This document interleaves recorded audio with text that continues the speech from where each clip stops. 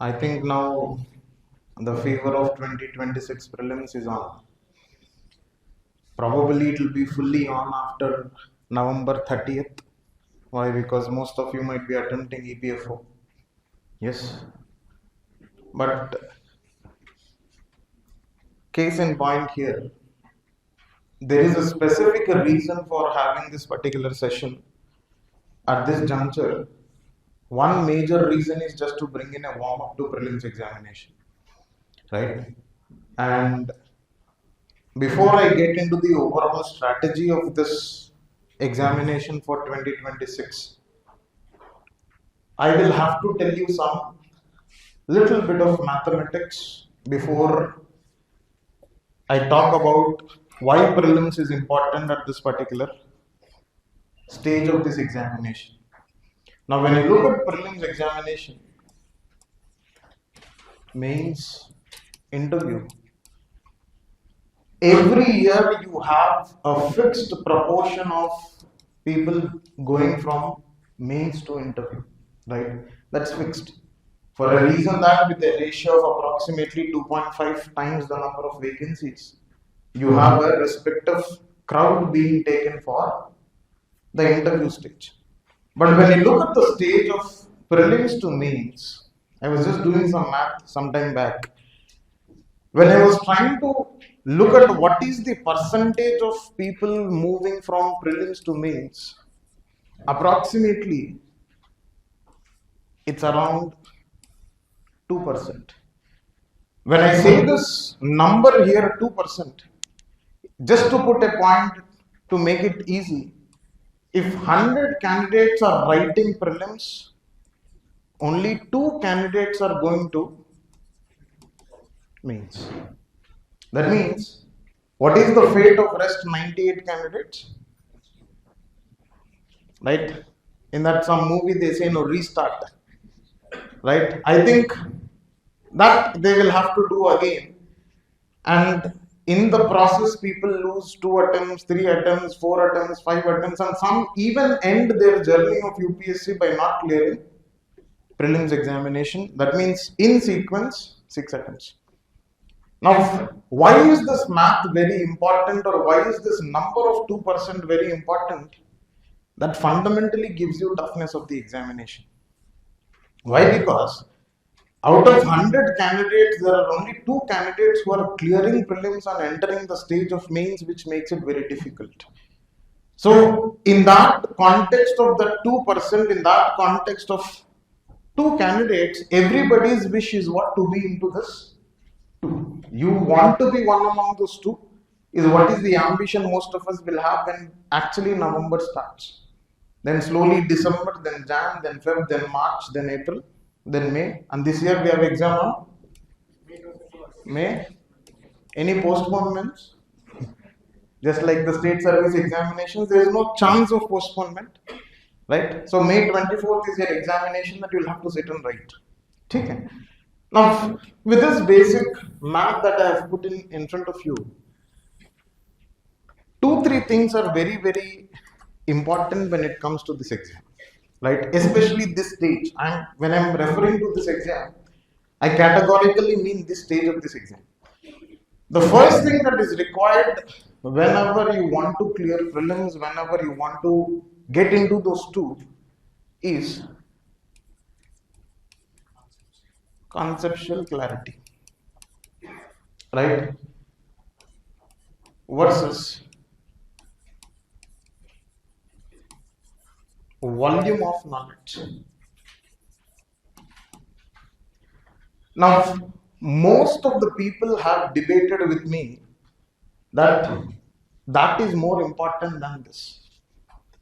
But with my experience of clearing 10 plus prelims examination, when I say 10 plus 6 civil services and 5 forest service prelims examinations, my experience states this is more important than this.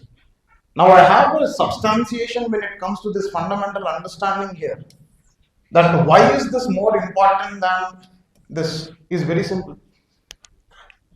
Although I have cleared 6 on 6 with respect to CSE, and although I have cleared 5 with respect to IFOS, ranging from the years 2016 till 2025. That means from a conventional paper till an unconventional paper, I have cleared prelims examination. Right? The last civil services prelims was in 2023. That was my last attempt. And forest service latest I cleared is 2025. So when I see this range of clearing and when I see this range of change that is happening with this examination, I can definitely tell you it is conceptual clarity which is more important than volume of knowledge. Sir, how can you say this? Very simple again. When I am in the exam hall on May 25th, 2025, the maximum number of questions I knew were somewhere between 25 to 28 out of 100. Which fundamentally means this is not my first attempt. This is neither my fifth attempt. If I have to technically tell you, this was my 11th prelims to be cleared. In spite of so many times clearing prelims, I hardly knew. 25 to 28, if I have to tell you a small range, less than 30 questions. Now when I say less than 30 questions, what does that mean? That fundamentally means it is not about volume of knowledge. One. The second thing that you will have to remember here, when you talk about this exam, is it the technique versus crude solving? Right? Now there is one school of thought in prelims examination and there is one school of thought when it comes to this stage where people will tell that techniques are bogus. Right? And people will tell there is nothing like technique in UPSC examination. It is all about knowledge. It is all about crude solving. Now again my case in point here, this is more important than this. Right? Why? Because when people started believing in this crude solving methodology when it comes to this examination, one syndrome people were facing was 50-50 syndrome. Yes, most of you who have given attempt will be able to understand what is this 50-50 in your life and what it has done to your life, what it has done to your attempt. Again, as we were discussing in elimination session again, sir, 50-50 and I am choosing the wrong option. Right? Na kallu dani meedike elthuna enduku elthunayo teliyadu. Yes or no? That 50-50 wala business is what is making it very difficult when it comes to crude solving. Why? Because out of the 4 options that are given when it comes to the examination, if you were a decently consistent candidate, you could eliminate 2. But what is becoming more problematic in this context is it will become problematic to choose between the remaining 2 options. Now you cannot tell I have somehow reached this 50-50%. Now the ball is in my court. I will somehow do inky pinky ponky and father has a donkey and wherever father has a donkey I'll mark it. That's not going to happen. That is definitely not going to happen. And 99% of the times you are going to go and choose wrong option. And this is where in crude solving. What's going to come handy? Technique. I'll give you a simple example. When I was writing my 2021 attempt, that was my 5th civil services prelims, I hardly knew 18 questions. Right? 18 questions out of 100. Right? Now 18, if just imagine I am having 100% accuracy, 18 into 2 is 36. Right? Will I ever clear prelims? Even if I get 63, I will not clear any given day. It's only the sum of both of them I will clear prelims. That's what will happen. Yes or no? Now, what was my attempt that year? I somewhere remember it was around 90 plus. If I fairly remember, it was around 94. Knowing 18, attempting 94 and scoring 128. Now, what is this transition that has happened here when you talk about 2021, 18 questions but attempting 90 plus but scoring 128? This transition is again purely dependent upon technique. Why? Because I will have to be very, very open with all of you that why technique works in UPSC prelims is there is fundamentally something called as pattern of questioning with respect to UPSC prelims examination. You believe it, you don't believe it, you accept it, don't accept it. Any given day that is taken for granted that there is a pattern of solving. Right? Second. The third dimension that I will have to put here with respect to this is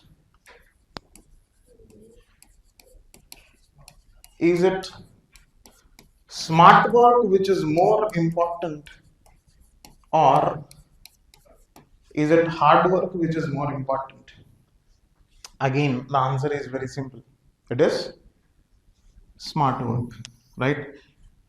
Now, you also have to understand, sir, what is smart work? Right? Is shortcut the smart work? No. Right? What do you actually mean by smart work here? Very simple.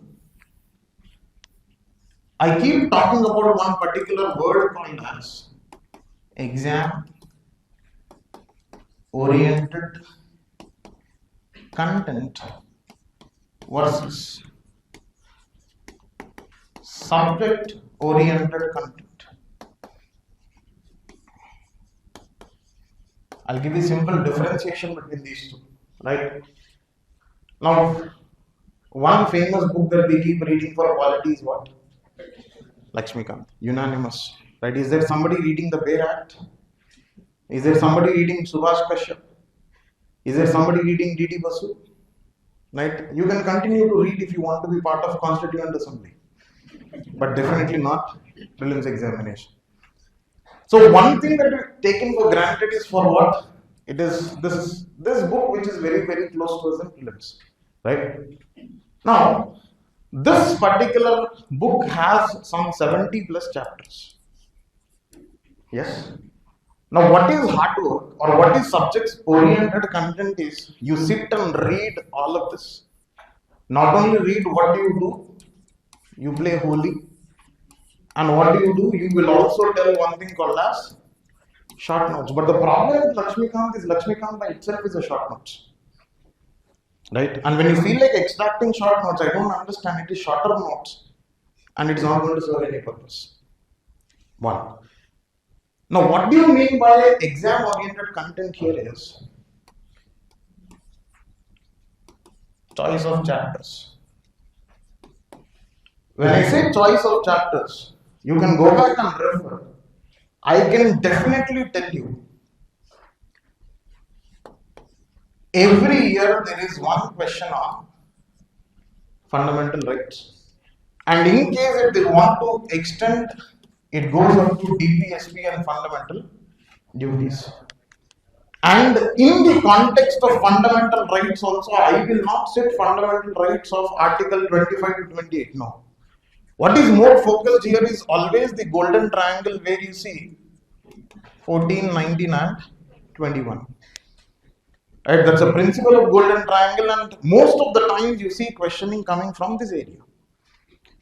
You will also see there is every year question with respect to president or governor.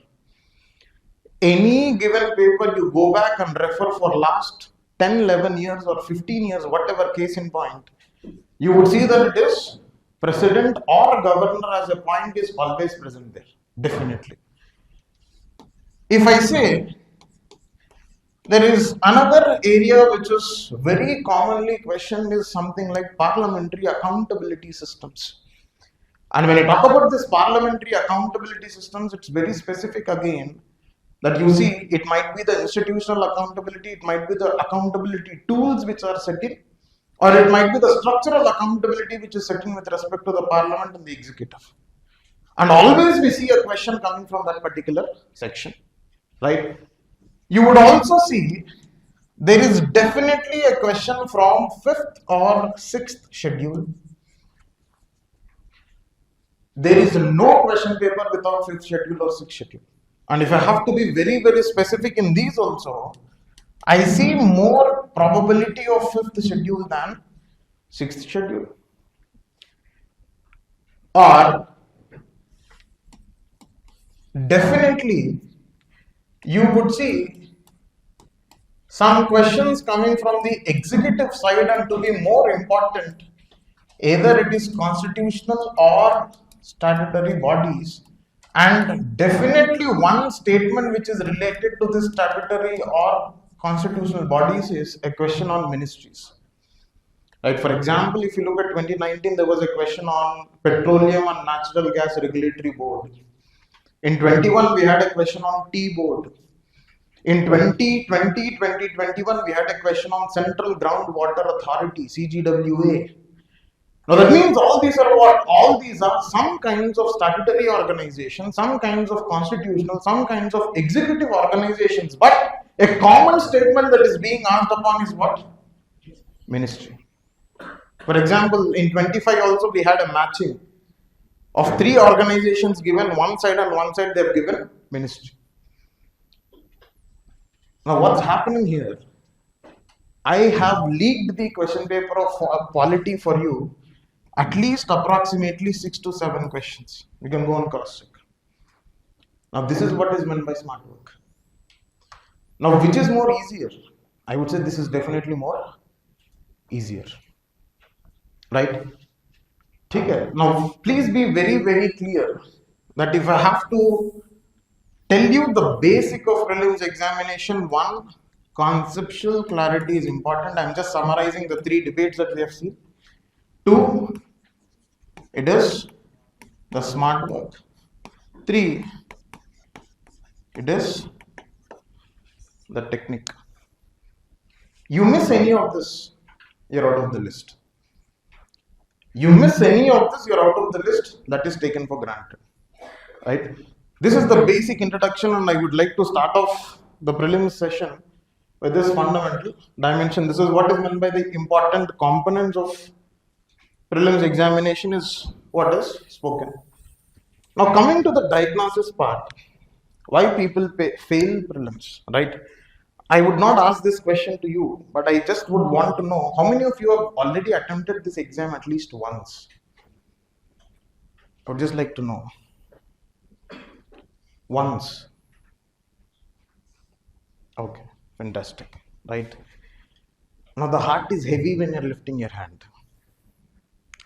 I can feel you. Yes? And I know, I can empathize. Why? Because the sample size that comes to me with respect to this examination is person who has failed 1 prelims or the person who has failed 8 prelims. This is the sample size I have seen. Right? Don't worry, this person had a happy ending, cleared prelims for the first time in 9th attempt last year. Right?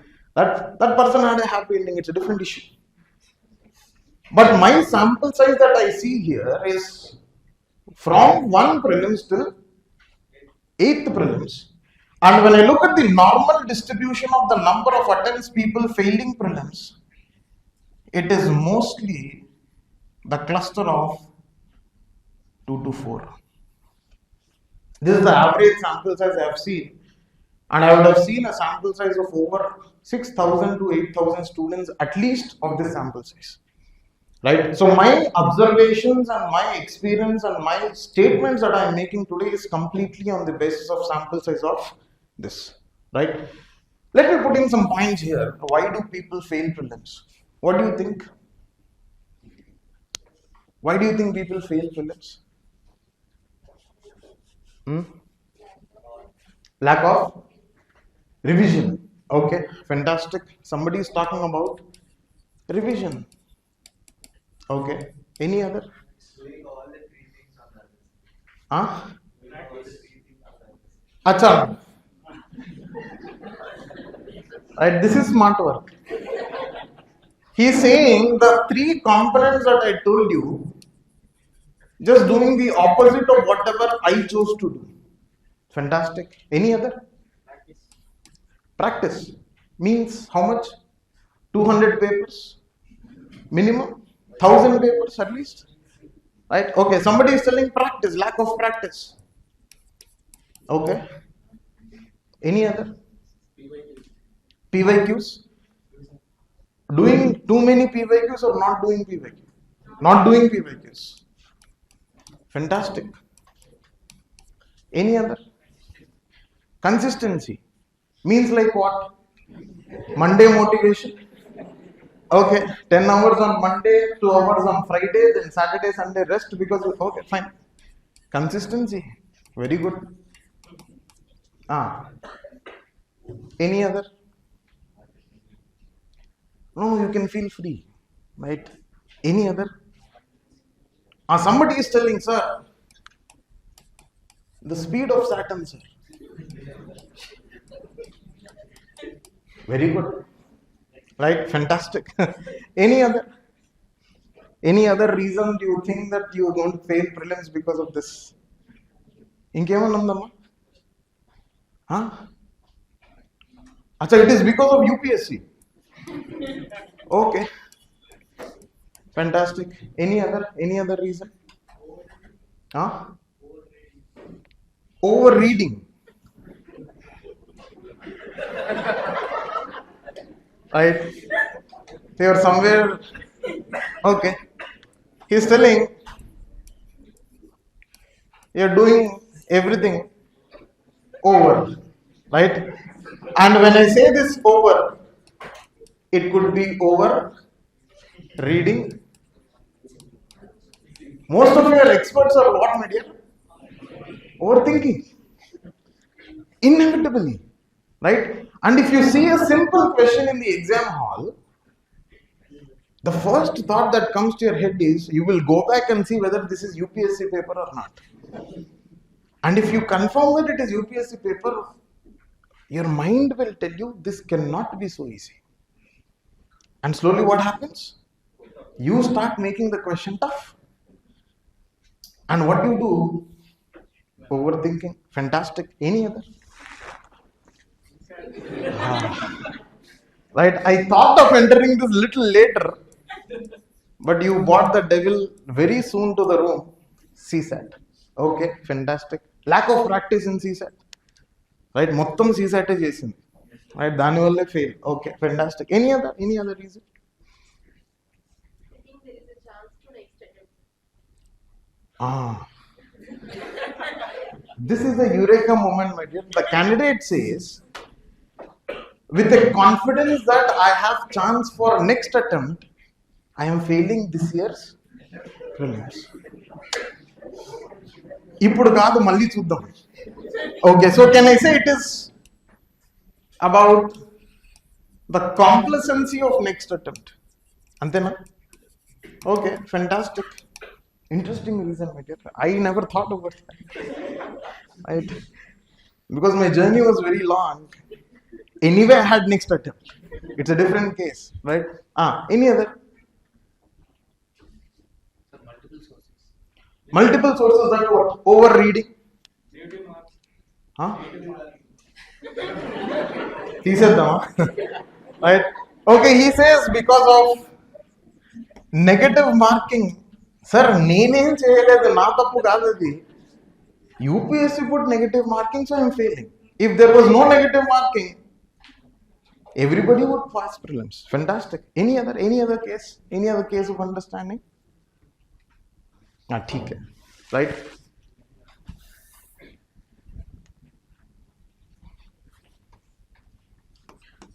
The first reason is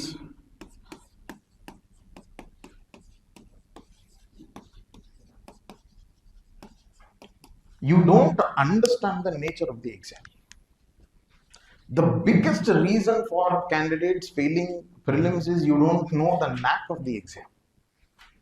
And when I say you don't understand the true nature of the exam, you please be very clear.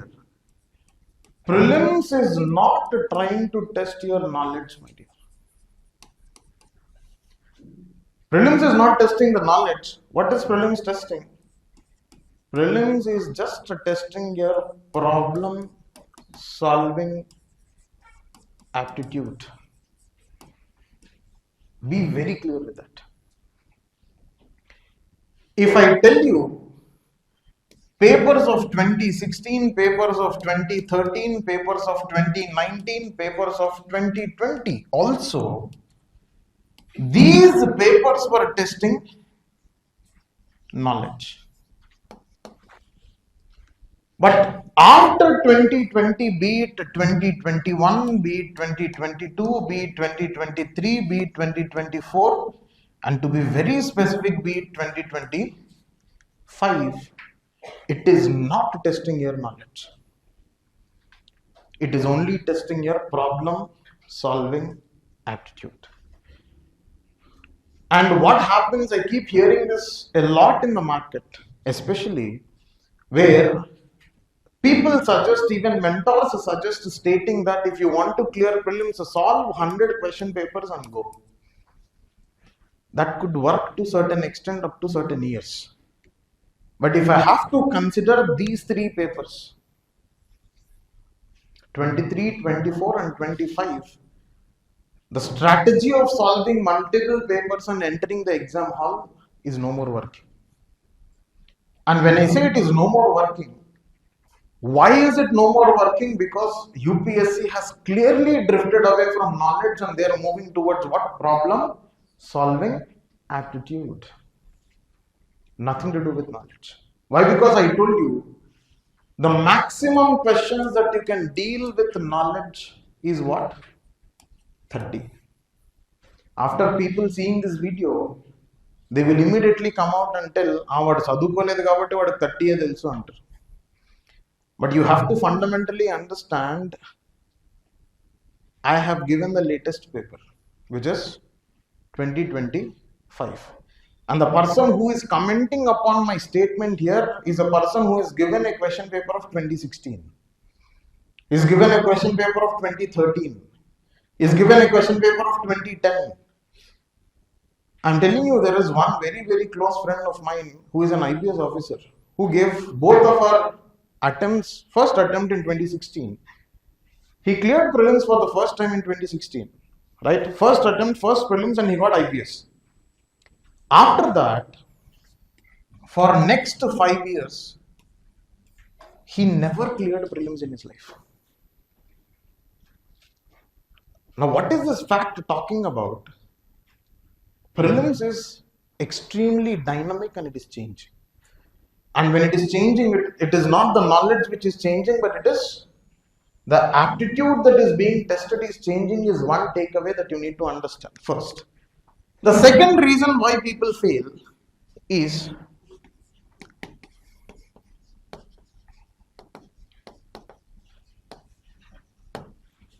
silly mistakes, which are not very silly. Do you think so? Right? They are eating away one long year.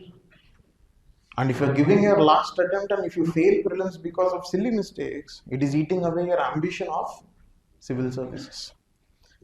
Now, simple definition of a silly mistake I would like to give you is, it is that mistake which is committed inside the exam hall, one, and the same question can be solved correct outside the exam hall. If I have to rephrase it, inside the exam hall, you are marking some incorrect answer. But just coming outside the exam hall, you have marked it right. That means you know it, but you didn't do it. It fundamentally means you know it, but you didn't do it. That means outside the exam hall, you know the concept, but inside the exam hall, because of certain external factors, what happened? You have marked that question wrong. And just imagine, my dear, I'm telling you, you mark 3 questions like that. What are you losing? 3 into 2, you have lost 6. And you've already lost extra 2 because of the negative. How much you're losing?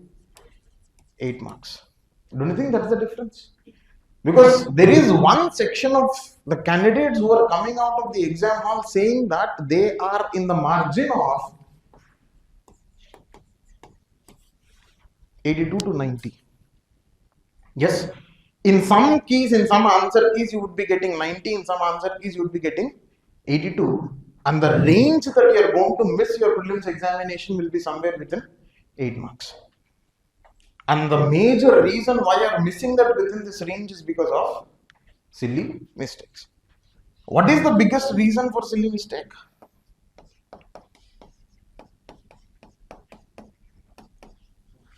Overthinking. You know it, but you thought there is some magic within the question and you marked it wrong. So the second reason why many people fail is because of silly mistakes. Third,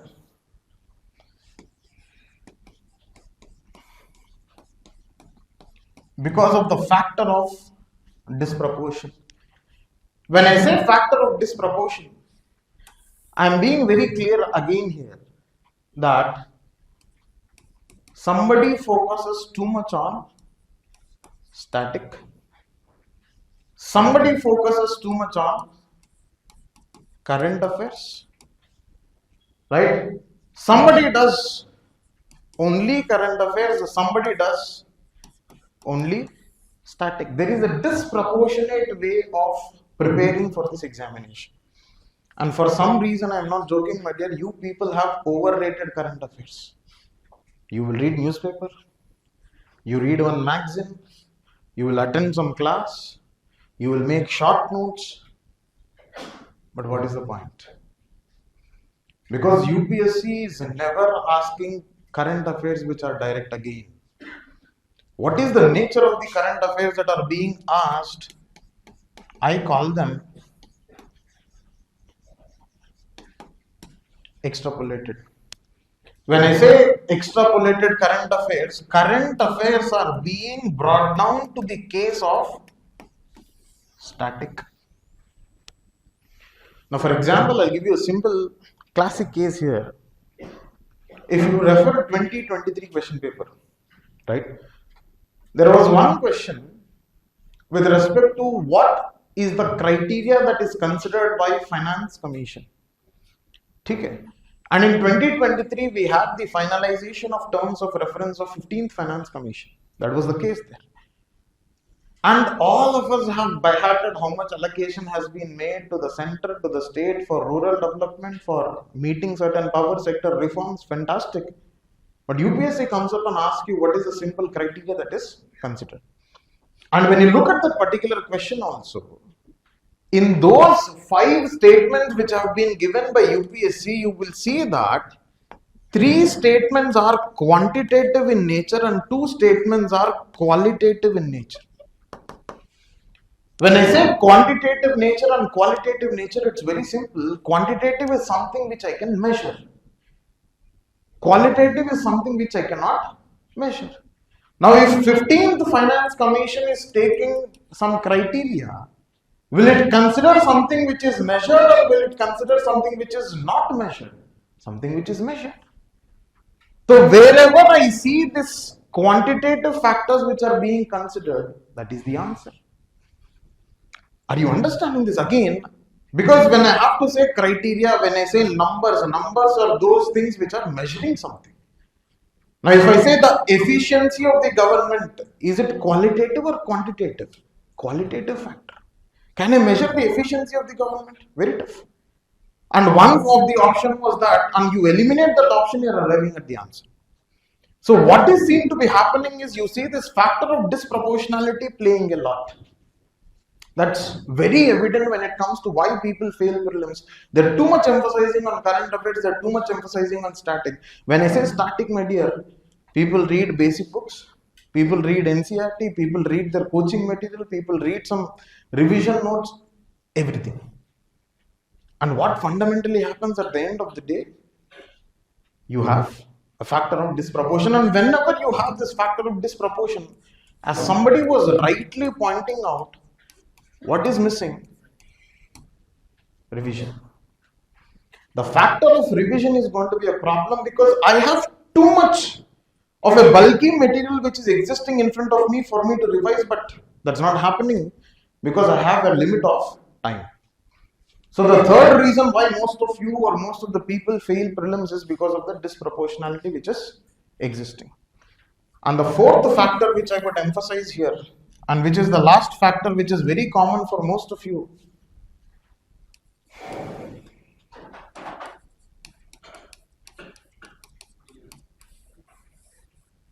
Belief. Right? When I say belief, I'm not giving you some motivation lecture here. Like in Check the India is 70 minute को ऐसे कर लो नहीं. Belief in what you read, believe in what you revise, believe in what you solve, believe in what you mark very specifically.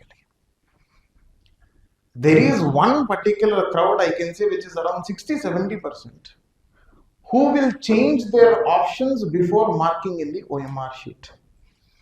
Now what happens when they are going through their question paper, they would have chosen say C as the option. And now they are going to mark that in the OMR.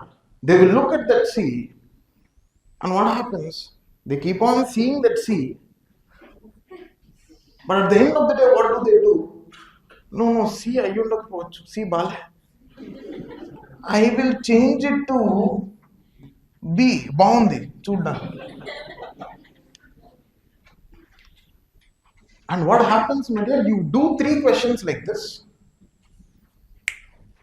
you're out. You're out. And why is this happening? You're not believing.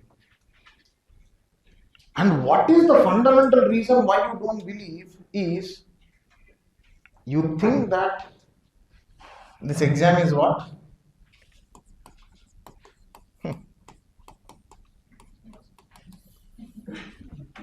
Impossible. Right? Some people will come to me, sir, OMR lo చేసేటప్పుడు చెయ్యి వణుకుతుంది sir ఆ వణికే ప్రాసెస్లో sir ABCD sir pen ఇక్కడ start అయింది ఇక్కడ bubble అయింది sir although I am putting it on a lighter note, my dear, this is a serious concern. And why do people don't believe in what they are reading, what they are revising, what they are writing, what they are marking is fundamentally again present in these 3. And 99% of the people failing prelims examination come into this ambit.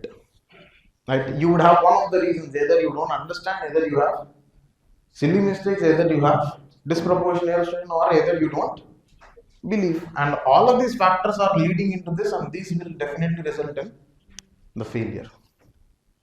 Right? Sorry.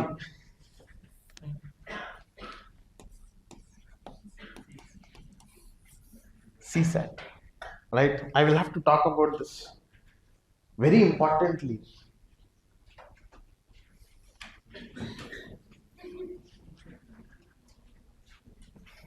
Right? If I have to scare a UPSC aspirant,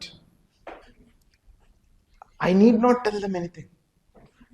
If I have to curse them, నీకు CSAT లో reading comprehension అర్థం కాదు ఫట్ అన్నాను అనుకో, that fellow will tell అన్నా వద్దన్నా please ఇంకేదన్నా చెప్పలేదు. That's a problem. Now if I just right CSAT, what happens, my dear, most of you will have very, very bitter experiences. CSAT formulas, CSAT numbers, CSAT reading comprehension, CSAT directions without directions, go north, turn right, sir, feel like jumping somewhere, sir. Yes. Now again I'm telling you, CSAT is not very difficult. Sir, నువ్వు engineer sir, నీకు నంబర్లు అన్నీ తెలుసు అందుకు అట్లా అంటావు.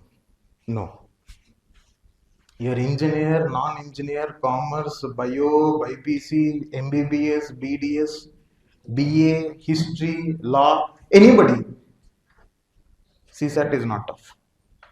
I'll give you simple logic here again.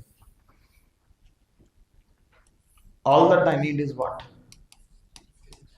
66.67. Now don't worry, I will not tell you to focus only on one section, one. No. What am I going to tell you is focus on something which is doable. Right? Now, what is the doable thing? One thing that you see doable is reading comprehension. Reading comprehension becomes tough when you actually read the comprehension. I'm not joking again. What happens is reading comprehension is going to be easy. You follow a technique, you see a pattern. And how many questions of reading comprehension? Approximately 25 questions, and I can vouch for that. You can happily get 21 right out of 25 questions with the techniques and patterns. I'm not joking again. All that you will have to do is observe there is a pattern in reading comprehension. 1. Observe there is a pattern in the framing of the sentences of the reading comprehension. 2. And also understand the elimination techniques which are used in general studies are also applied to reading comprehension in CSAT. One common elimination technique most of you will know is what? Extreme statement. वो सब चलेगा यार इसमें. And that is happily working out. I'm telling you, as a person who has used it in the exam hall, I can happily vouch for it. Right? And there is one more area.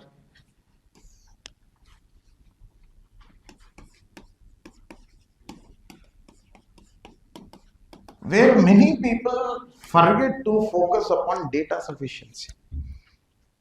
You don't have to solve anything in this. All that you will have to see in data sufficiency is what? Data sufficiency. Is the given data sufficient or not? They are not asking you to solve, they are not asking you to arrive at an answer. What are they just asking you? They are just asking you, it is sufficient or not. Statement 1 alone is sufficient to solve it. Statement 2 alone is sufficient. Both are sufficient or both are required. Neither of them is sufficient to solve. 4 options, that's all. And you see, there are 6 questions coming from data sufficiency every year.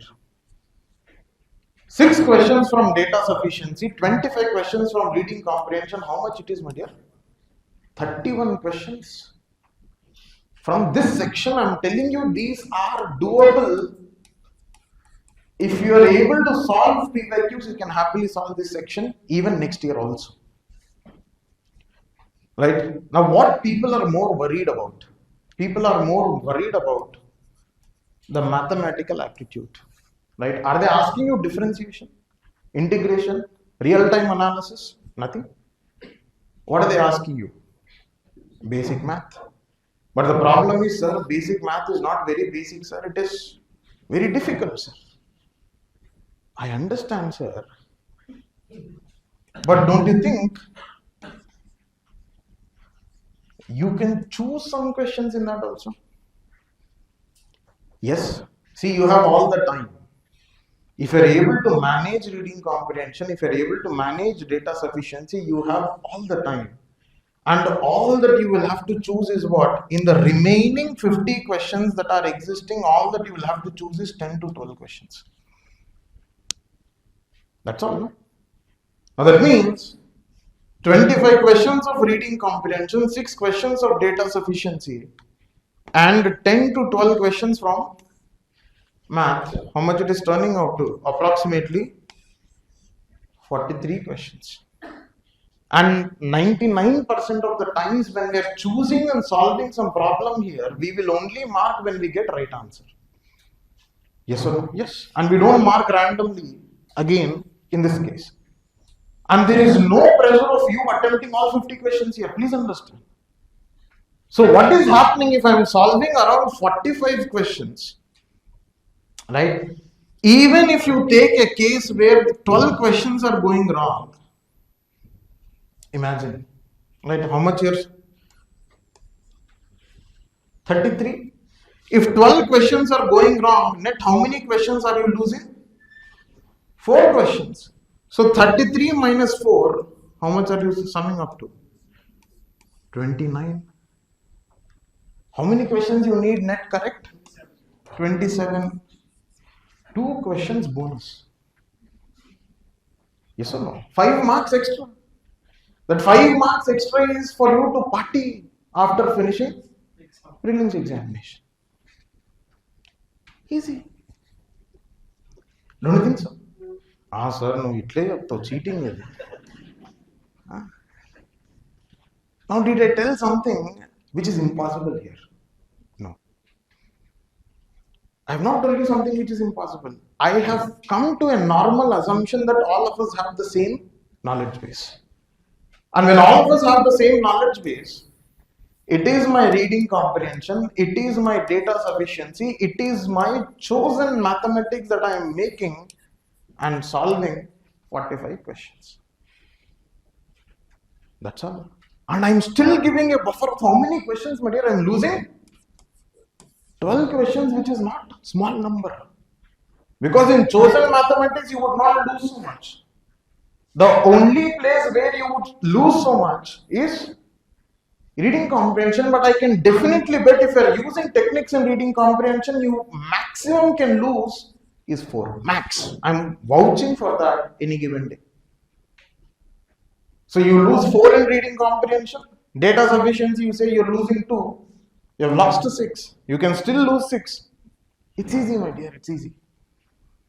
And do not make it a big deal and do not make it like that Tare Zameen par Ishan condition. వాడు పాపం book open చేసినప్పుడు ఏమవుద్ది, అక్షరాలన్నీ ఇలా తిరుగుతుంటాయి. తారే జమీన్ పర్ పే that బచ్చా is there.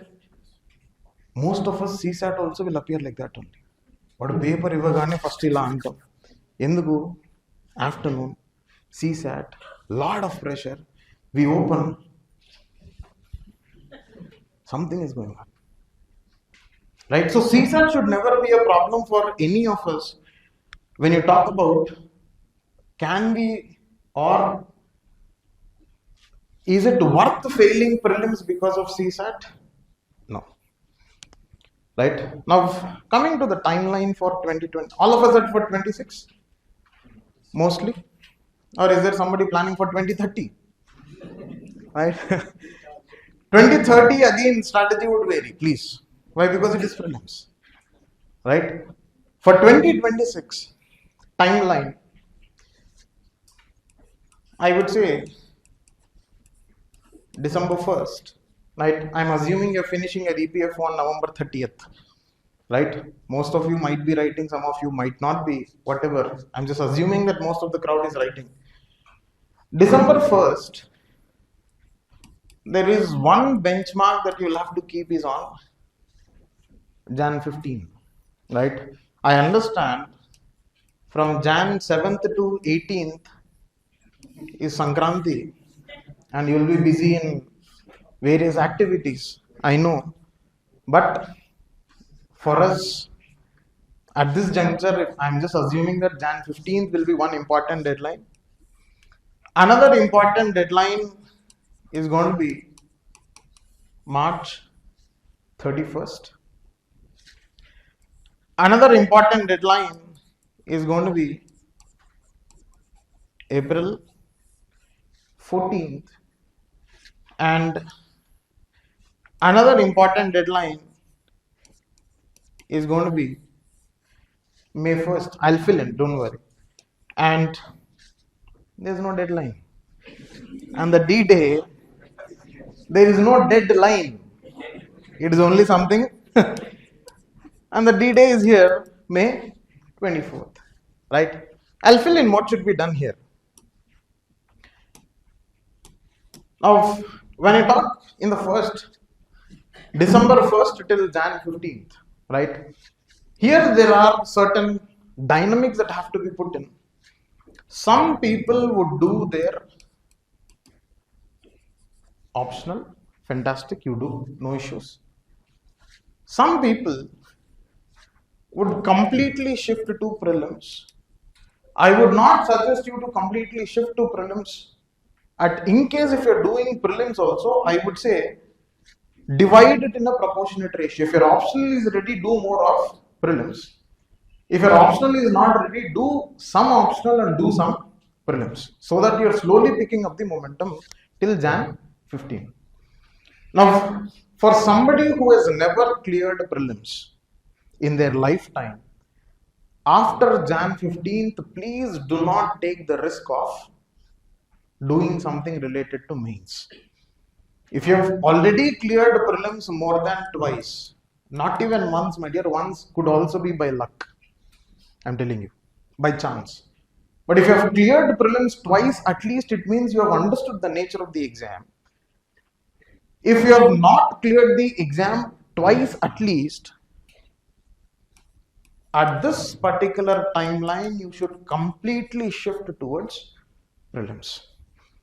And when I say shifting towards prelims examination, it's very, very important. Please focus on basics at this point. One. Now, when I say basics at this point, I'm being very, very specific when it comes to the choice of the sources that are supposed to be referred. No new source.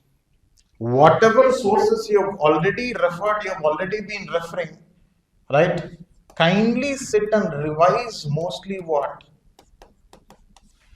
The static part. And always remember, my dear, static is the king. Right? It is not current affairs which is going to be dominant in this exam. Any stage, 80% static, 20% current affairs, be it prelims, be it mains, be it interview. But the fallacy of people narrating about this examination is people say focus more on current affairs. That's not going to happen.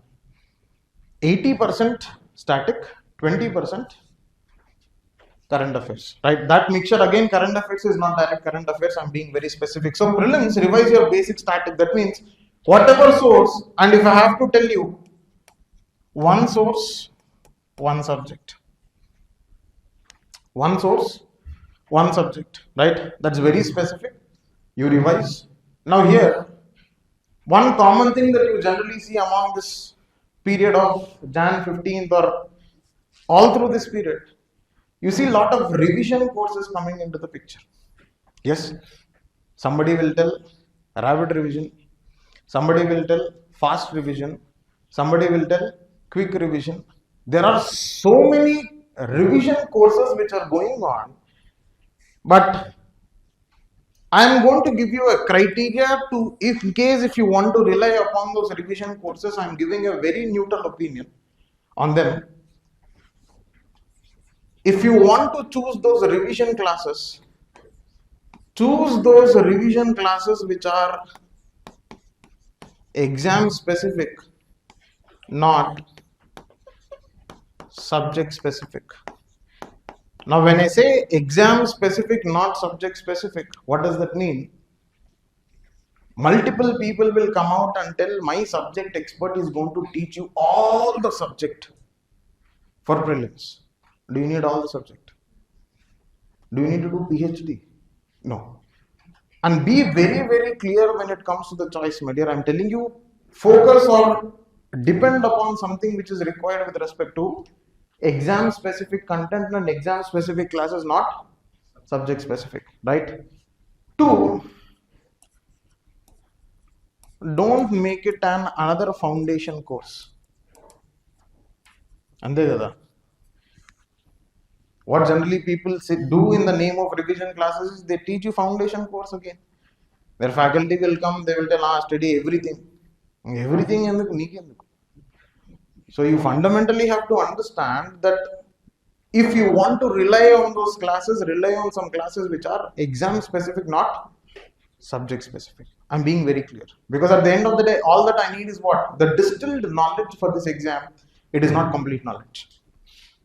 And be very, very clear, it is not the subject expert who is required for this exam, it is the exam expert who is required for this exam. People will come and tell that from the central university, we have a faculty coming and teaching you for prelims. Relevant? Highly irrelevant. Why? That person is subject expert. Right? And if you give that person the prelims paper also, he might not also qualify. Because ChatGPT itself failed prelims thrice. Yes or no? Yes. And I have qualified prelims. So I am a subject expert or exam expert? Pure exam expert. నాకేం తెలియకపోయినా ఖచ్చితంగా ఇదైతే దాటుతా. What does that mean? It simply means you knowing way to solve and how to solve that particular question. Problem solving aptitude I was talking about. right? Okay, so that's just a kind of disclaimer that I wanted to put in. So restrict to one source, one subject, any given day. Now the question that would arise is, what should I do for current affairs? In case if you're reading newspaper, continue reading newspaper. There is no better source. If you have not read newspaper all through this 6 months and suddenly you want to pick up newspaper now, don't do it. What I would suggest is pick up some one current affairs material which is concise, which is giving you the factual base, because most of the conceptual understanding would be done where? In your static. And something which is giving you, which is supporting you with the factual base should alone be focused when it comes to the current affairs maximum. Right? So one is focusing on one source, one subject. The second one is one current affairs source. One. Anything which is neutral, which is giving you, which is concise, which is focusing on the factual dimension, which is exam specific again. Right? Not everything under the sky. Right? అక్కడెక్కడో అండమాన్లో ఏదో చిన్న పురుగు పుట్టిందంట, ఏం పురుగు?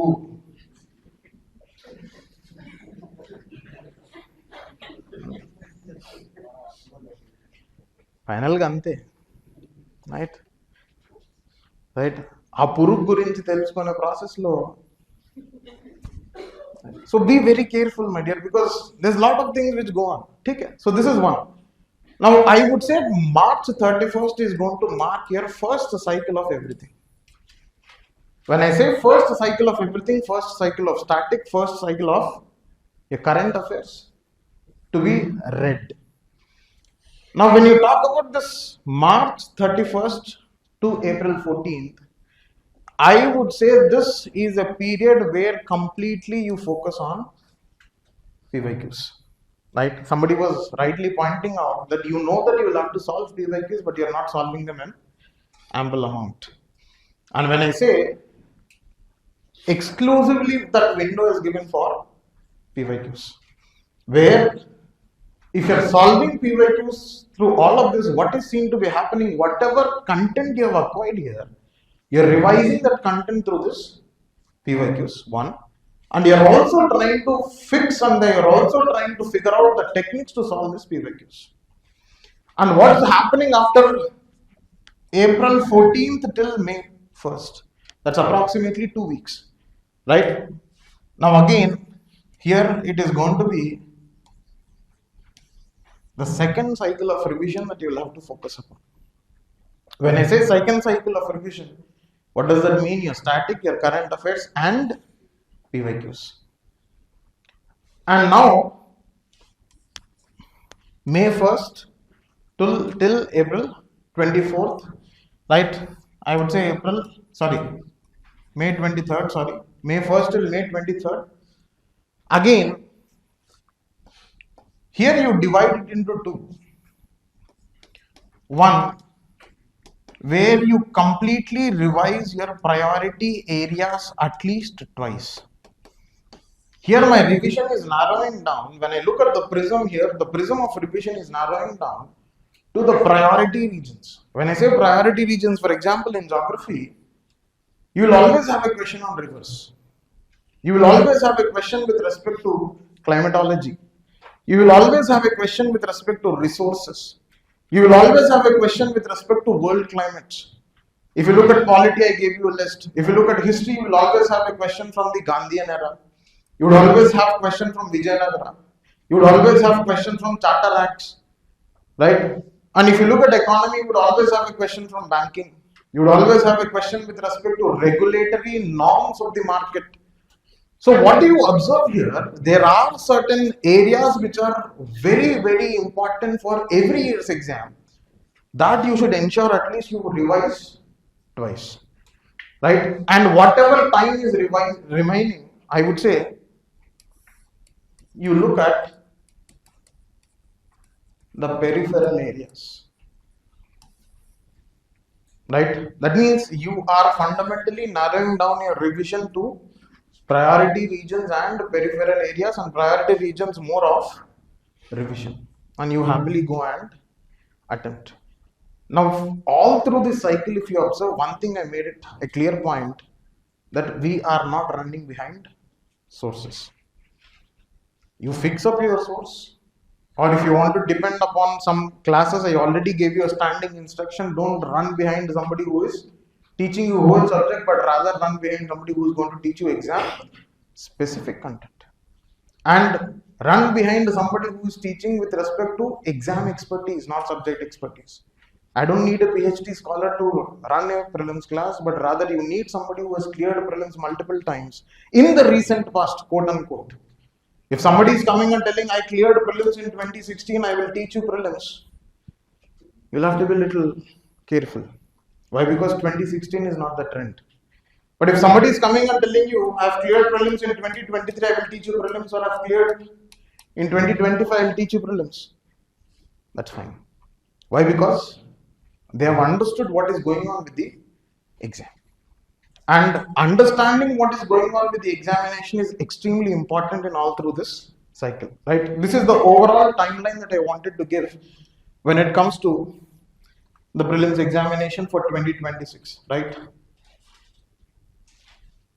Now I wanted to focus upon this area, role of PYQs. How many of you think that PYQs are important? It should be an unanimous answer. No option. You think PYQs are not important, then you are not important in your life. Very clear. ये मान के चलो. What is UPSC? PYQs. What you should depend upon? PYQs. What you should revise? PYQs. What you should read? PYQs. What you should analyze? PYQs. What you should breathe? PYQs. What you should live for? PYQs. I'm not joking. Why? Because the beauty of PYQs is any PYQ can be an FIQ. When I say PYQ, that is previous year question, can also be a future year question, FIQ. And what is your substantiation upon this? I can simply tell you. Every year with a range of 25 to 33 questions are on the basis of PYQs in GS. The same thing would apply to CSAT as well.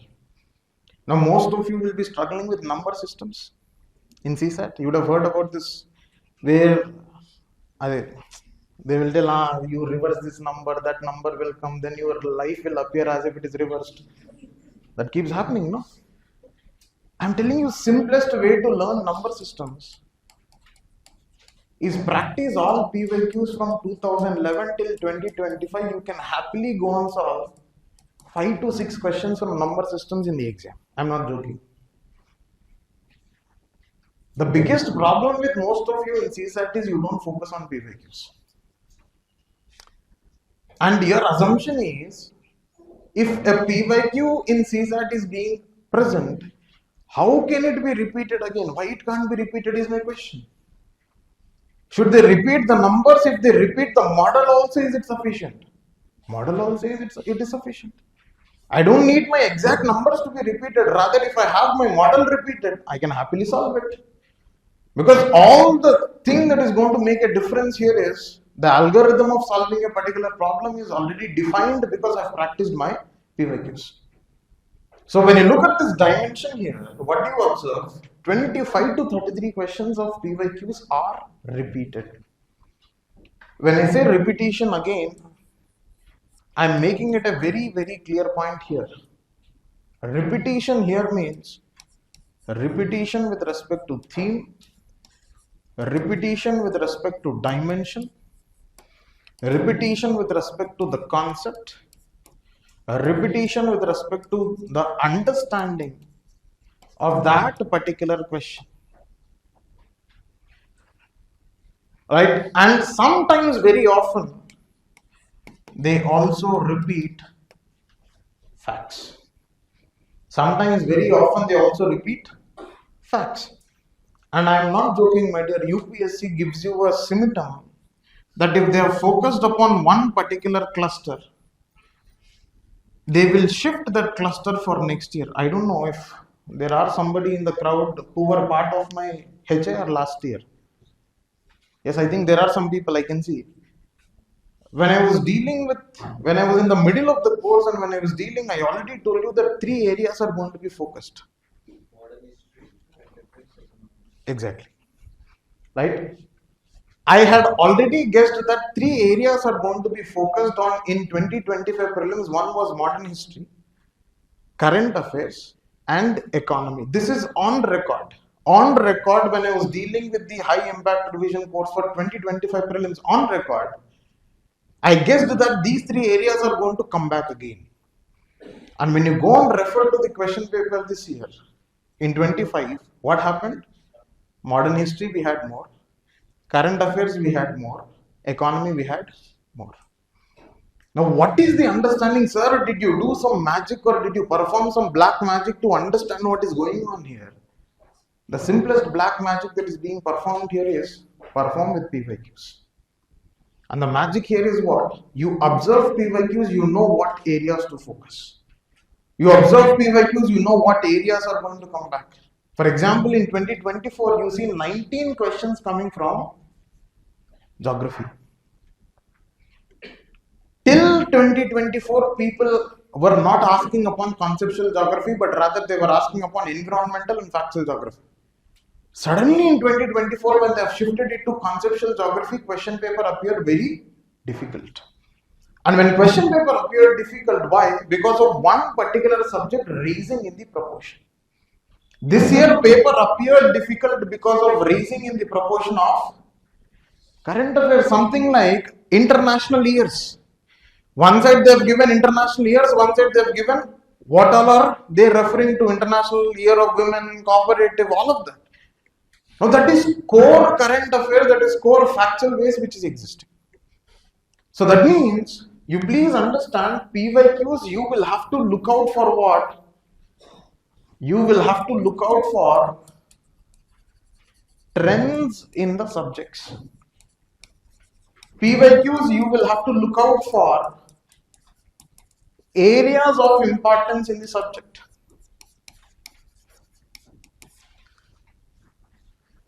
Areas of importance in the subject, you'll have to look out for trends in the subject, and you will also have to look out for what is the pattern which is being followed by UPSC. And if you would have attended my elimination session or if you have seen the recording of the video, I was talking about one particular technique called as N-2 technique. Yes, if you have seen, if you have not seen, it is present on the YouTube channel of this institution. You can go and refer. There I was talking about a technique called as N-2. And from where did we come upon with this N-2 as a technique is very clear. N-2 as a technique is very, very clear from the pattern. I have solved some questions from 23, 24 and 25 and the pattern was very vocal that if you apply this particular technique, you have some answer coming out. So in that context, again, you have to be very, very clear with respect to you're looking for trends, areas of importance and pattern. Right? For example, again, you see one particular pattern that is changing is pattern of options, right? But the beautiful part of UPSC is it already gives you a clue that I'm going to change it. I'll prove that. For example, in 2021, there was one question which was given on the basis of statement 1 and statement 2. If I remember, the question was on tree city. Right, first statement was Hyderabad was considered as tree city. Second statement was the concept of tree city is given by some arbors, foundation, something like that. One question on statement 1, statement 2. In 2022, right, there were no questions on this. In 2022, what it had done, it had given options of 1 only, 2 only, 3 only, none of the above or all of the above. This option pattern, Especially in history, they have given this option pattern. What they have done in 2023, they made whole question paper using these two patterns. And question paper becomes tough and cutoff falls down to somewhere in 70s. Why did it become difficult for all of you? Because you were not watchful. I'll give you again a beautiful part of it. What UPSC did in 2024, now people started cracking this pattern. Statement 1, statement 2, how to solve them, I give them an algorithm. I'll see whether first statement 1 is right or wrong. If statement 1 is right and statement 2 is wrong, then the option is going to be C. If statement 1 is wrong and statement 2 is right, then the option is going to be D. If statement 1 and statement 2 are right, option is going to be A or B. That's a pattern that I tell how to solve these two statement based questions. Now what UPSC started doing in 2024, it gave you a sample size of 3 questions on statement 1, statement 2, statement 3. 3 questions. If I remember, there was one question on weathering in 24 with respect to these 3 statements, right? Now what they have done in 25,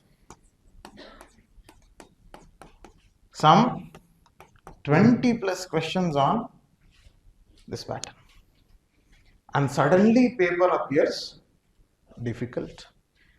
Now whose problem was that? Was it UPSC's problem or was it problem with us? With us. UPSC beautifully told you, Are Babu, ఇది చూసుకో, ఇది చూడు, నేను ఖచ్చితంగా ఇస్తా.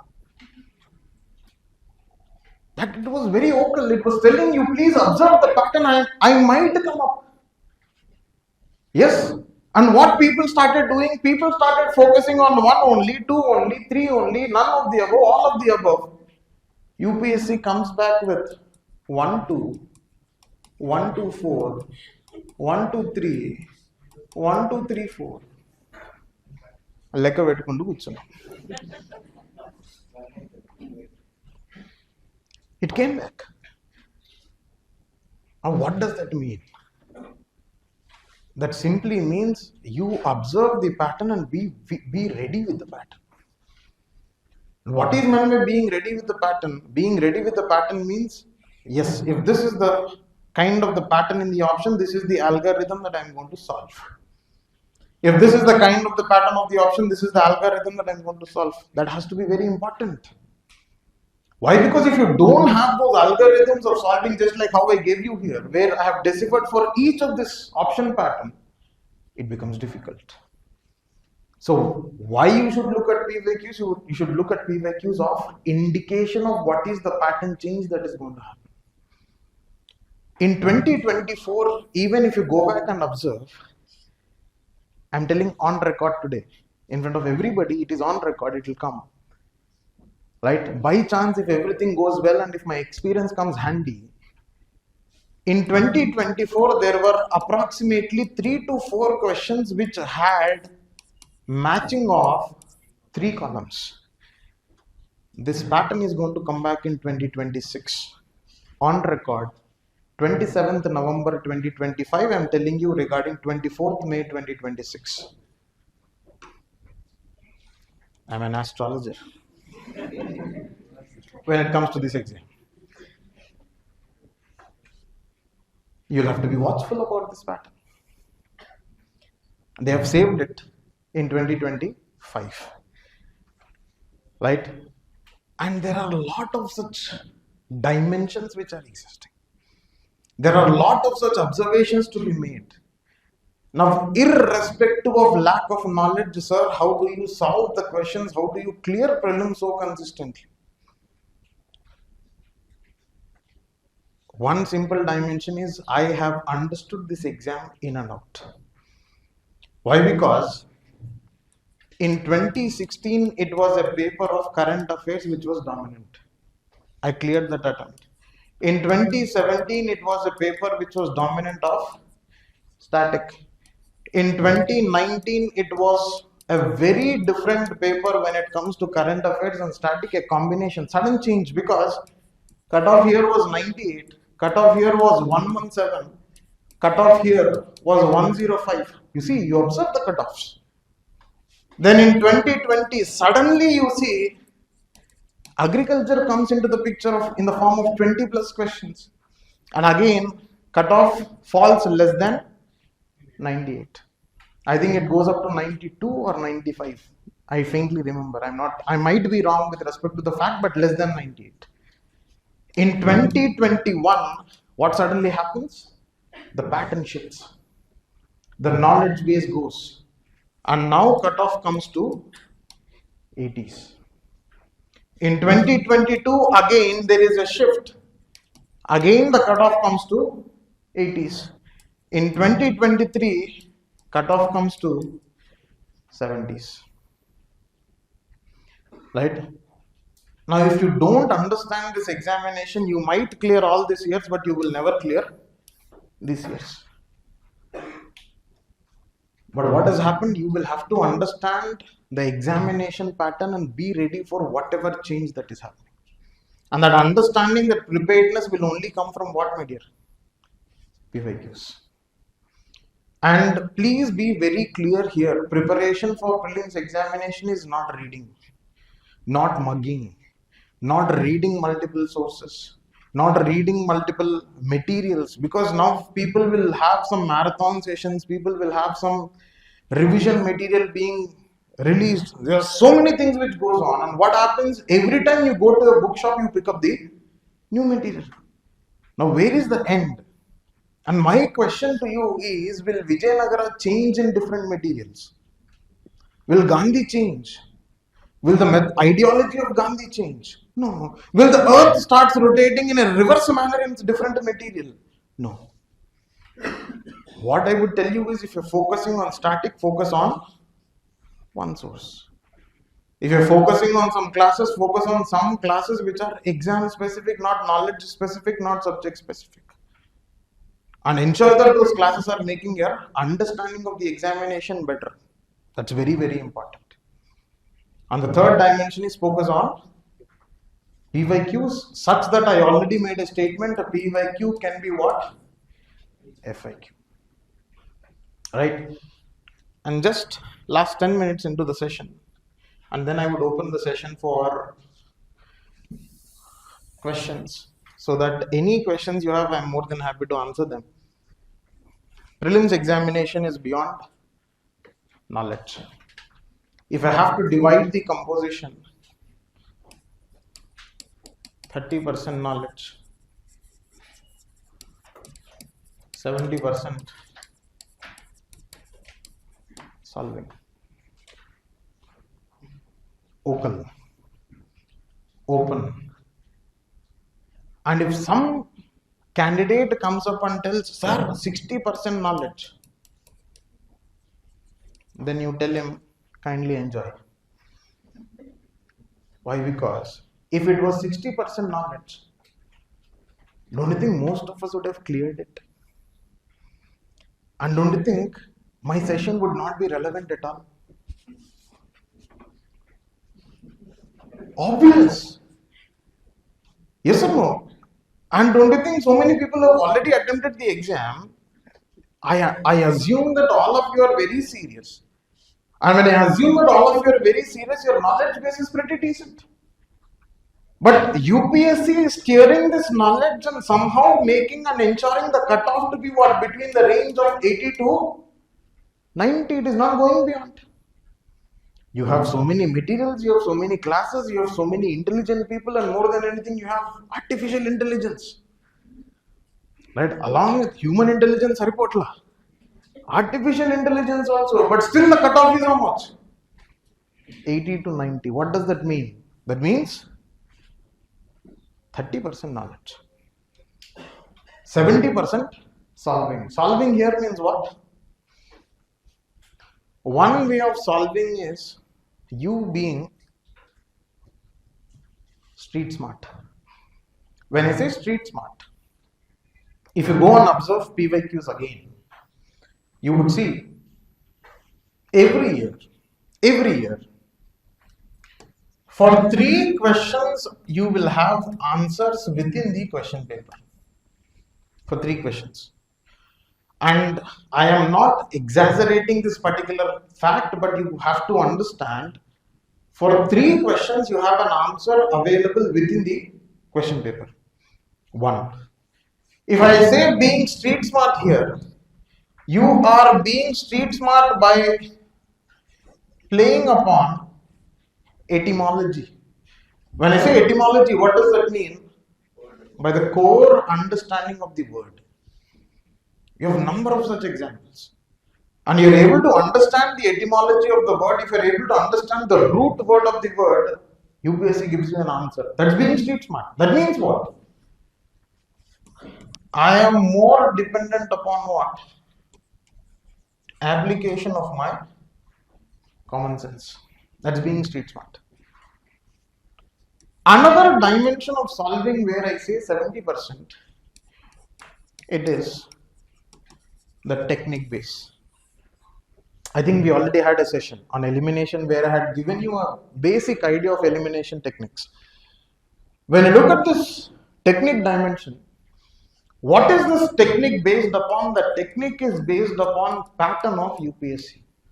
Now, because there is one school who randomly argues, keep on arguing and keep on coming up with videos saying that elimination techniques are eliminated. But my answer to that is, if you don't use elimination techniques, then you are eliminated from the exam. That's a counter reply to that particular dimension, because person who is standing in front of you and speaking has happily used them in the exam hall. And that fellow is happy. Right? Prashantang unnadu, prelims aitundi. Which fundamentally means what? Elimination techniques are inevitably present, and they're based on what? Pattern. And technique is also based upon what? The static knowledge.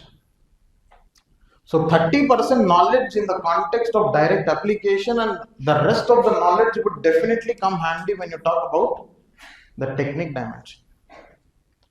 So when you look at this, at the end of the day, what is happening, my dear? 30% knowledge and 70% solving.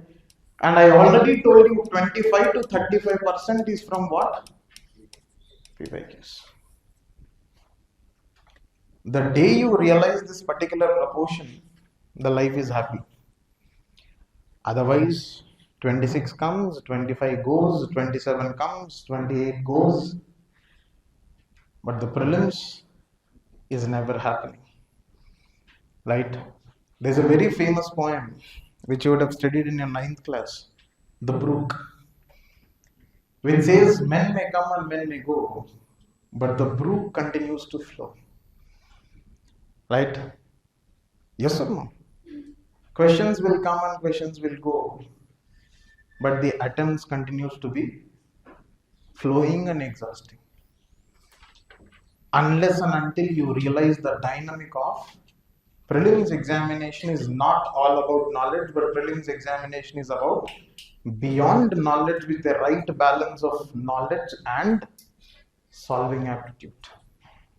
So if I have to summarize in one line, prelims is not a game of knowledge, but rather prelims is a test of how are you solving a particular problem.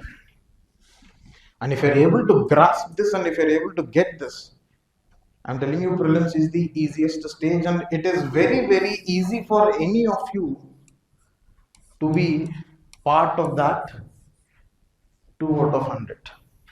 Because I was just calculating these ratios. When I was calculating this ratio for 2025, the percentage came out to be 1.92%, to be very specific. That means the number of people writing and the number of people entering the main stage is 1.92% for 2025 attempt. Now that means I have approximated it up to 2%. Now this number is not scary, but the problem with this number is it simply means only 2 out of 100 people are understanding this exam. The rest of the 98 people are what? They are not understanding. That's a clear statement which is made from the side of UPSC. Why? Because you see people from first attempt clearing this exam. And when I was giving my first attempt in 16, I had cleared prelims examination. Which fundamentally means what? Do you think first attempt candidate has so much of knowledge? Right? If I look at the knowledge difference that is existing between third attempt and first attempt, who is going to have more knowledge? Third attempt, any given day. But this person is not clearing prelims in the same way this person is clearing prelims. What is making the difference? Difference is again not knowledge, but rather difference is about what? How you understand the exam. Right? The session is open for questions. If you have some questions, I'm more than happy to answer them. Right? Any questions? Feel free, my dear. Don't worry. Any questions? Anything you want me to address? Anything you want me to answer? Yes. How many months of current affairs to be covered? How many months of current affairs to be covered? $1 million question again. Now, let me put a perspective to this, my dear. Ideally, what was the practice was 1 year. Right? That was the practice. When I say practice, 1 year in the sense, if I say exam is in May, for suppose say May 2026, the practice was the current affairs between March 2026 to March 2025. This is the practice. But UPSC broke this last year. In 2021, in 2025, UPSC broke by giving current affairs from 2023. Now, what should I say upon this? Now, should you sit and read last 5 years current affairs? Then your preparation will take another 5 years. Then 10 years current affairs. That's never ending. So, for our satisfaction, what I would tell you, Jan 2025 till March 2026 would be a safe bet. But the beautiful part of the question which was asked on the basis of 2023 current affairs could have been solved using elimination technique. So should I rely on knowledge if something is going beyond this range? UPSC will not expect that. It will give you some score to eliminate the option. So what is a safe bet? I would always say between Jan 2025 to March 2026 for somebody attempting in 2026. One, right? Any other question? Means complete కాని ఎట్లా పద్ధతిగా proceed అవ్వాలి. Acha, you mean to say there is means complete అవ్వలేదు అంటే ఏంటమ్మా? What do you mean by that? Do you mean coaching, optional, writing? Short notes కొన్ని subjects complete. Okay. Now, for somebody who is worried about mains, I would say for all of you, you still have 45 days. December 1st till Jan 15th, you please focus on mains. But you can definitely start off some proportion, maybe 3 to 4 hours every day for prelims. A right proportion could have been what? 7:3 or 6:3. Something like that, right? I am assuming that most of you are studying at least 8 hours, right? And except some busy people, but most of the people are, I am assuming that you are studying 8+ hours. So in that context, 5:3 could be a good option. Right? Any other questions? Any other? No? Right? Huh? Yes, please.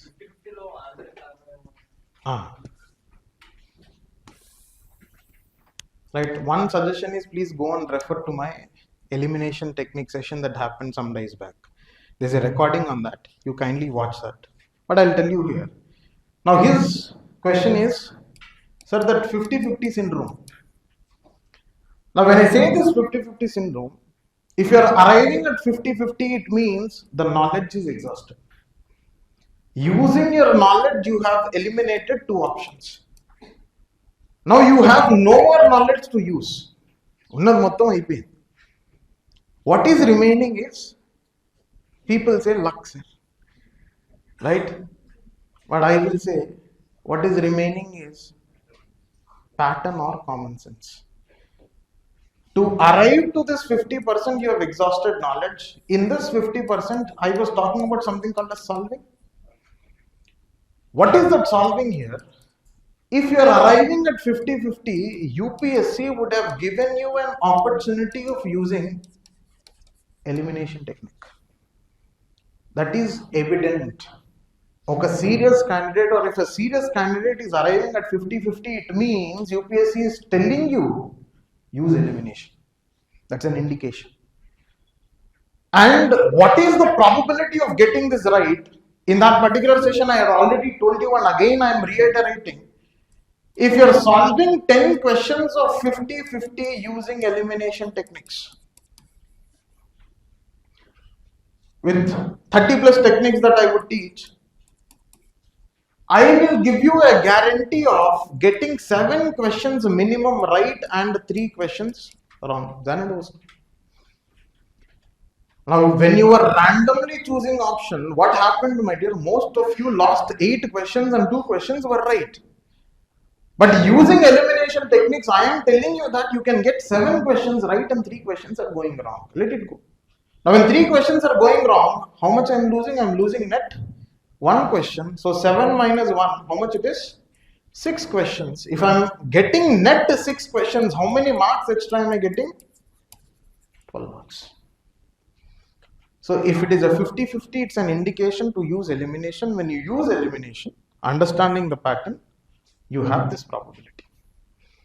Even if I take the game of probability, my dear, when I say 50-50, probability is how much? 0.5. I am solving 10 questions using elimination techniques. 5 questions right, 5 questions wrong. When I am saying 5 questions wrong, which technically means I am going to lose approximately 2 questions extra. So 5 minus 2, how much it is? 3 net. 3 net means how much? 3 into 2, it is 6. People would have lost cutoff with these 6 marks multiple times. So I think I have addressed your question. Yes, very good. Any other? How many? How many standard books to read per subject? Whatever is available in your bookstore. No, my dear. One source for one subject, any given day. And you already have this list, people iterating it multiple times. Lakshmikant is a non-negotiable for prelims. Right? Either Vivek Singh or Nitin Singhania for economy is non-negotiable. Some people say Mrunal, that's your choice. Right? One standard book to be referred properly. Dang se padlo. It is not that I am reading one source from here, again one more source, again one more source, no time to revise. So in that context, one subject, one source, no multiple sources, and finally you will revise accordingly. Right? Any other? There is no difference, my dear. Right? It's only that some extra topics are added. Right? That's okay. Right? I was living on 5th edition. Right? And I'm happy in 25 also. Sir, అయితే మీరు పాతకాలం మనిషి. Okay, no issues. Any other? Any other? Right? I think I addressed most of your doubts, questions. Anything extra you want me to address? Right, sir, tell whole prelims again. Right, fantastic, no issues. Right, any other question? One more last question and we'll wrap up the session. Okay, right, quick summary. 3 components. What was that? One was conceptual clarity, then smart work and techniques. Definite things why people fail, please understand what is the exam. Ensure that you don't have some disproportionate preparation, right? Avoid silly mistakes, and more than anything, believe. That's important. I already told you the role of PYQs. PYQs for pattern, PYQs can also be FIQs, and PYQs are important to tell you areas of importance, right? And we already had discussed a strategy for CSAT. CSAT is not as tough as you think unless and until you make it one. And I categorically spoke that 45 questions can be chosen and answered. And in that, you could happily get the net 29 to 30, which is more than sufficient for you to qualify CSAT. I don't need 100. All that I need in CSAT is what? 67. Like inko 5 marks extra vachayante sufficient. I don't need anything extra, right? And if you're getting, some people would be very, proficient with mathematical skills and they would be scoring 100 plus. Fantastic. Continue. Don't stop. And if you want, you can donate some marks to other person also, so that they can also qualify. No issue at all, right? That is the thing that I've discussed. And I also told you prelims is what? Beyond knowledge. And all of our target is only one, my dear, right? Our target is magic figure of 100, 1. And our target is to be one among that 2. నాకు రెండు వద్దు, ఒకటి చాలు అంతే, right? And trust me, my dear, most of you might be very good with mains, but most of you would be struggling with prelims. If you cross the barrier of prelims, most of you would definitely be in the final list. I am not joking. I'll tell you one very close experience that I have seen. There was a person who failed 5 prelims, first 5 prelims, right? And somehow in the last prelims, he qualified prelims. And he turned out to be AR 44 that year. I am not taking names, right? He turned out to be AR 44. Now, what does that mean? That simply means one opportunity of writing mains, and you start carrying the 3-lettered word next to your name called IAS, IPS, IRS, anything. Are you understanding this? Prelims is extremely important for you to realize your ambition. You're stuck with prelims, you're stuck with life. So in that context, ensure that you are understanding the exam, and I'm hoping that the session was useful and it had its own way of giving you its understandings about this examination. And anything more required regarding this examination, I am more than happy to address, right? And if you want any information, if you want anything to be asked, this is my contact number. Kindly put your name, what was the session that you have attended regarding mine, and you can happily ask a question. If I feel it relevant, I would address. And if I feel it no, it was already answered, I would not address. And I would be more than happy to talk to any of you regarding your examination, because some people face a lot of issue in analyzing their mistakes with respect to prelims examination. If you wish to fix up an appointment regarding talking about those dimensions of your previous failures of prelims examination, you're most welcome. I'm more than happy. I have all the time in this world from now on to sit and discuss with most of you. Not an issue at all, right? So that is it from my side with respect to the strategy for prelims 2026, and a sincere wish is all of you qualify prelims 2026 and most of you would definitely make it to the final list, right? So that is it from my side. Thank you.